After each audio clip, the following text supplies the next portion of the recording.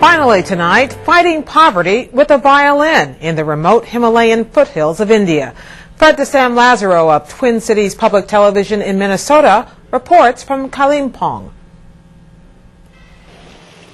It's 7:30 a.m. and the kids are off to school in Kalimpong in the Himalayan foothills.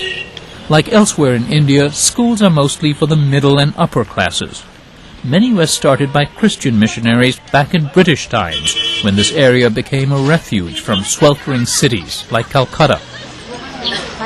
A couple miles downhill is the newest missionary school, named not after a patron saint, but the father of modern India. At Gandhi Ashram, it is the first day of a new school year. Father Thomas Edward Maguire, a Jesuit priest, is choosing his newest kindergarten. Gathered around him are dozens of anxious parents whose kids could never get into another school. A lucky 25 or so will get in. Sunita, Kate. Oh, good. Maguire's looking in particular for the name Vishwakarma, a name shared by people on the lowest rung of India's caste system. We're trying to pick the poorest we can find. If someone comes and tells me my name is something, Vishwakarma, then they've made 80% on our entrance test that we have here, you see. Admission is most immediately a meal ticket. Between the Nutrella and the vegetables they get in the curry here, it's a rather well-balanced meal. Plain, but very nutritious. And this is something that they would not get in their own homes That is normally. Certainly, yes. You'll see after they finish the meal here how they'll start running around, sort of giving other witnesses to the presence of a nutritious meal.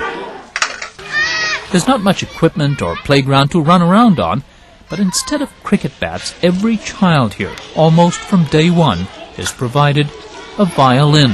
3, 4. 1, 2, 3, 4. Most have never heard the instrument, certainly not playing Western music. But listen to the next class. They are 3 to 5 years along, but seem light years ahead. What made you think up this whole idea of teaching these kids violin and Western music? Well, I suppose first of all because I like it myself very much. I don't play. Father Maguire came here 50 years ago from Canada to teach in the prestigious Jesuit schools. But Maguire also worked the streets, trying to bring into the schools children of people he calls coolies or laborers. Because their children were more likely to be academically behind, Maguire began looking for activities at which they could excel.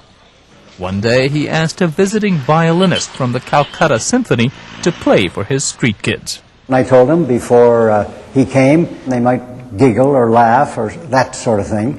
And he said, fine, I'll be ready for that. He played for well over an hour and there was just rapt attention. So then I thought maybe they might take an interest in this kind of music. When he started his own school in the early 90s, with money from Indian, German, and Canadian donors, Maguire hired some of the coolie children he'd adopted years before to be teachers, including music director Rudramani Vishwakarma.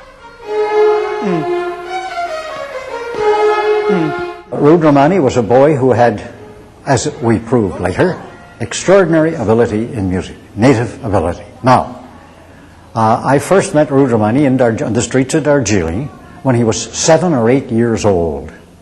And he was just with a coolie. He was earning his own livelihood. Under Maguire's tutelage, he went on to get a college degree and, remarkably, just in the past 2 years, hearing aids to correct a severe impairment he'd endured since childhood. Rudramani says few words. His passion and eloquence are more evident in the music he plays, teaches, and arranges, everything from Mozart to movie scores to Nepali folk songs.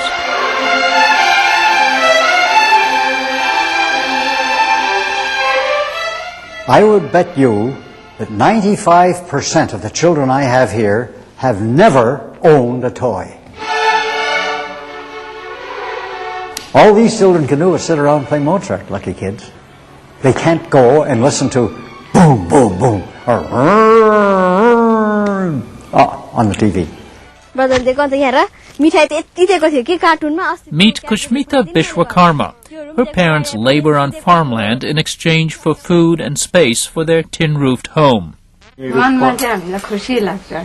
happy, very happy. We're happy to see them go to study because we, of course, did not have a chance to study. Now they are able to get an education. They can have a better life than we did. For Kushmita and about 30 older students, McGuire has gotten scholarships to attend the so-called mainstream schools. So we'll have to go out and get measured for the school uniform. It's a big break, but it's also a social challenge to fit in. That's where their violins fit in, providing a boost in self-confidence.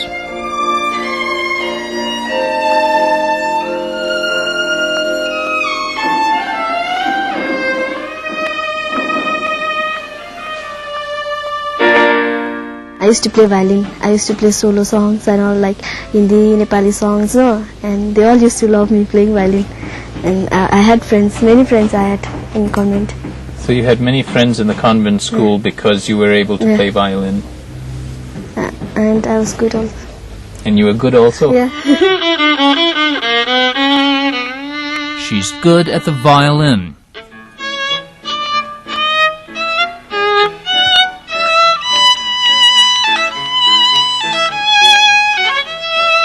So good she was pulled out of school to be tutored by a visiting German music teacher in hopes of attending one of Germany's most prestigious conservatories.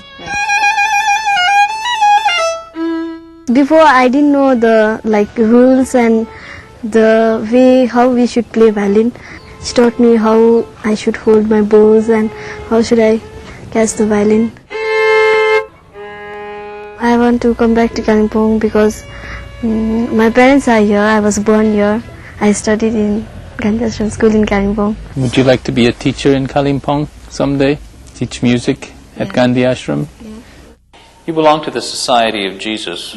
Where is Jesus in this Hindu majority school? Well, my Christianity as lived here is trying to get breakfast for those kids in the morning. Huh? Go out and develop your talents. Huh? God created you for a purpose. God has a purpose in mind for you in this world today. What is it? You find out.